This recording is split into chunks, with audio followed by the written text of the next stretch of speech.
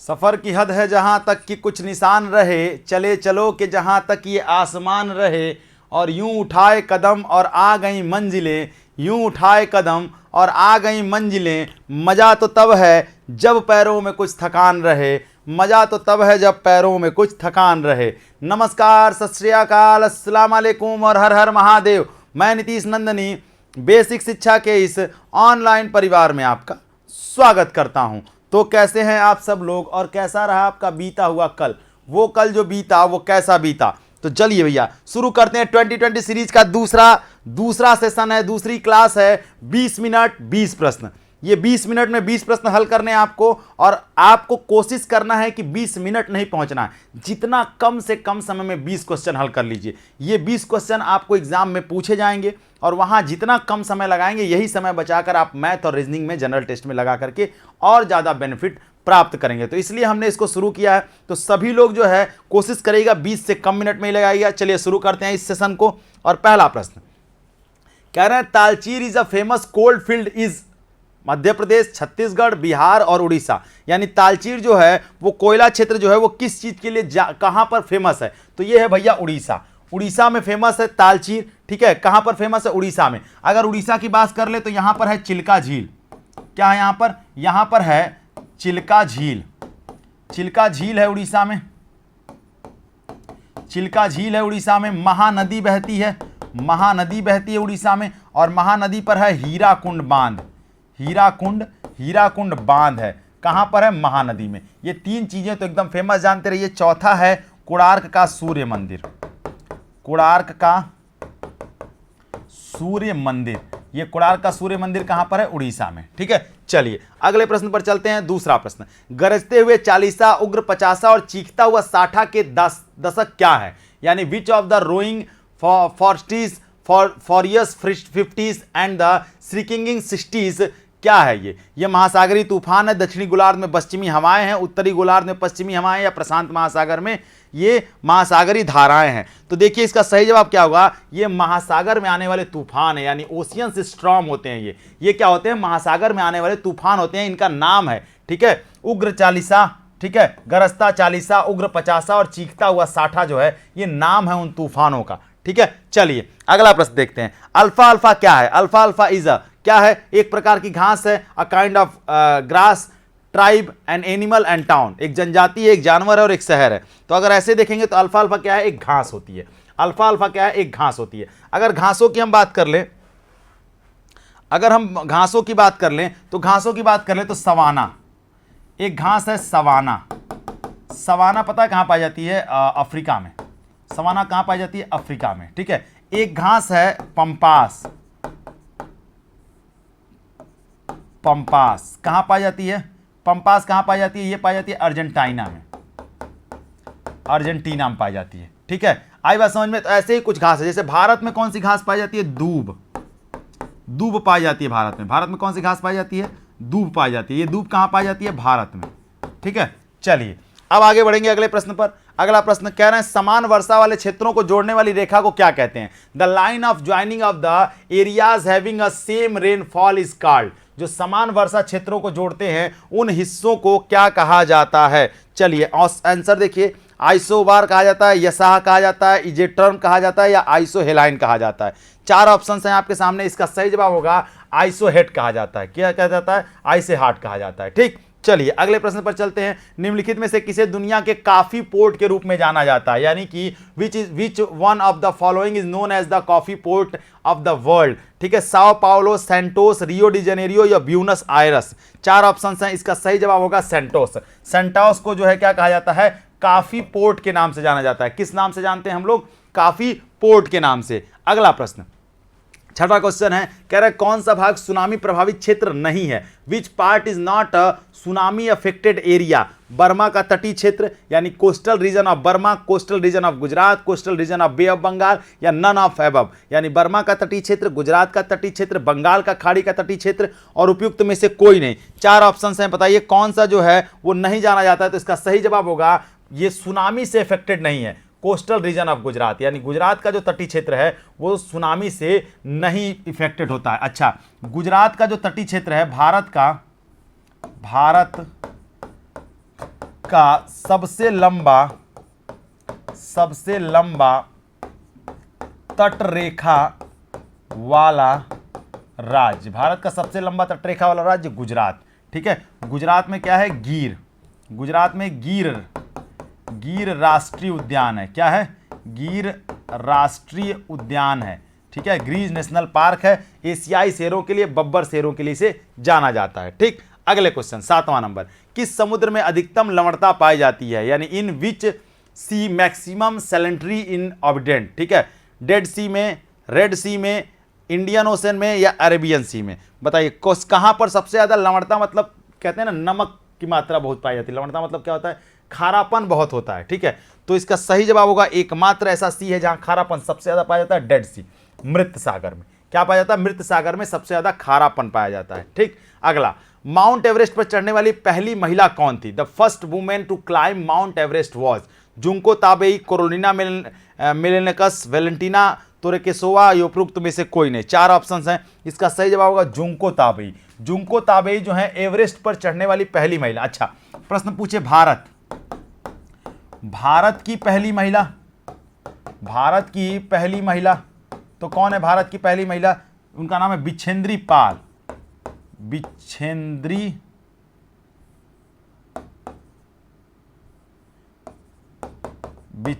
पाल, क्या नाम है उनका? बिच्छेंद्री पाल, भारत की पहली महिला जिन्होंने एवरेस्ट पर चढ़ाई की थी। ठीक है, चलिए आगे बढ़ेंगे अगले क्वेश्चन पर। 9वां, मापने के लिए फैथोमीटर का उपयोग क्या किया जाता है? यानी what is the fathometer use of the measures? क्या मापते हैं फैथोमीटर से? भूकंप, वर्षा, महासागर की गहराई या ध्वनि की तीव्रता? तो चलिए बताइए क्या मापा जाता है? तो मापा जाता है महासागर की गहराई। ठीक है, ओशियन डेप्थ मापा जाता है। अच्छा, अर्थक्वेक को जो हम रेक्टर स्केल पे मापते हैं, अर्थक्वेक जो होता है, जो भूकंप होता है, उसको हम लोग रेक्टर स्केल पर मापते हैं। अर्थक्वेक को किस पर मापते हैं? रेक्टर स्केल पर मापते हैं। ठीक है, चलिए अब आगे बढ़ते हैं 10वां प्रश्न, भूकंप की तीव्रता किसके द्वारा मापी जाती है? ठीक है, कह रहे हैं the earthquake is measured by the barometer, hygrometer, polygraph meter या फिर सिस्मोग्राफ मीटर। तो भूकंप की तीव्रता मापी जाती है सिस्मोग्राफ से। किससे मापी जाती है? सिस्मोग्राफ से मापी जाती है। और किस पर मापी जाती है? क्वेश्चन पूछता है किस पर मापते हैं भूकंप की तीव्रता? तो रेक्टर स्केल पर मापते हैं कि कितना भूकंप आया है, 9 आया है कि 8 आया है कि 7.7, कितनी उसकी स्पीड रही है, वो स्पीड जो है रेक्टर स्केल पर मापा जाता है। ठीक है, चलिए आगे बढ़ते हैं। वर्ष का सबसे लंबा दिन कौन सा है? यानी what is the longest day of the year? 21 of May, 21 of June, 22 December या 25 दिसंबर? बताइए कौन सा दिन जो है वो सबसे लंबा होता है पूरे साल का? तो 21 जून। 21 जून जो है पूरे साल का सबसे लंबा दिन होता है और 21 जून को मनाया जाता है अंतर्राष्ट्रीय योगा दिवस। अंतर्राष्ट्रीय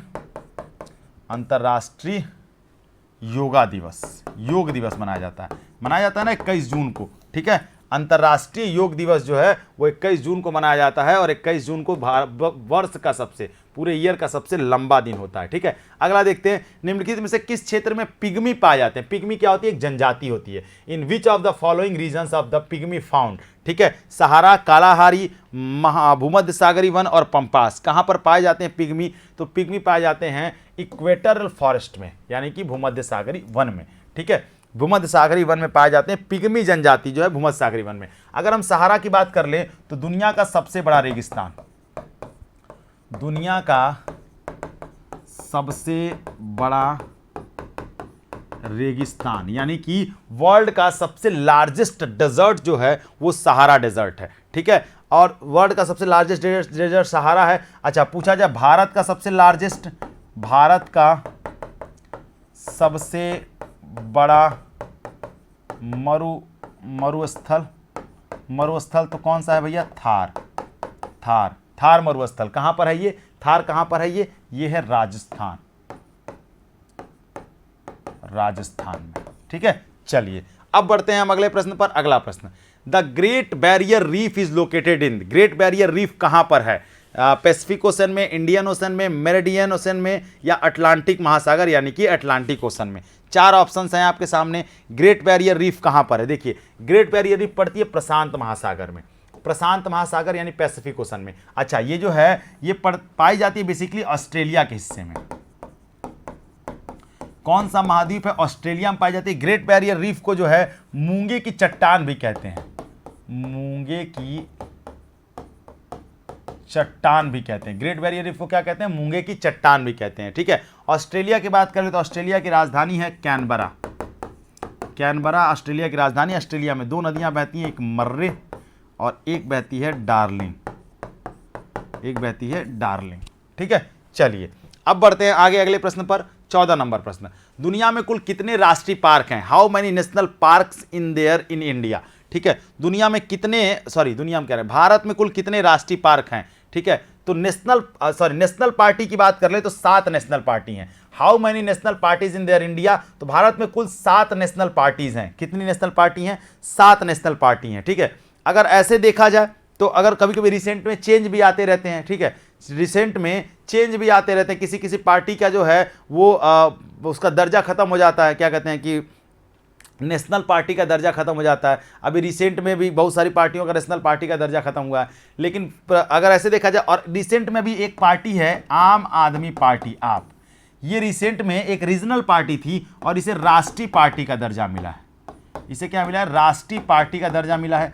तो इसका आंसर जो है 7 यहां दिखा रहा है, लेकिन इसका आंसर मेरे हिसाब से 6 होना चाहिए, क्योंकि आम आदमी पार्टी आई है और कई सारी पार्टियों को बाहर कर दिया गया, क्षेत्रीय पार्टी का दर्जा खत्म हो गया। जैसे कि आपका क्या कहते हैं, जैसे अगर देखा जाए ऐसे तो इंडिया में बीजेपी है, कांग्रेस है, ठीक है, बीजेपी है, कांग्रेस है, सीपीआई है, सीपीआईएम है, ये सब नेशनल पार्टी है। ठीक है, और आम आदमी पार्टी भी एक नेशनल पार्टी है। ठीक है, चलिए अब आगे बढ़ते हैं अगले प्रश्न पर।